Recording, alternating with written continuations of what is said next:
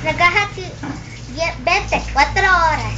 Noong 2008 po, ay mag-high-tech po na electric fan. Hindi niyo po alam na ayun o. Ito po daw ay Spanish Intrugos. Ito po ay masarap at malamig. Koy po, tingnan niyo naman sa mga likod ko. May mga tubigan. O, sarap. Kaya po, lalangoy po ako dito para tingnan niyo, summer o. Ang weather po ngayon ay masarap. Dahil summer. Ito po ang weather ngayon. Metro Manila. 26.32 degrees Celsius.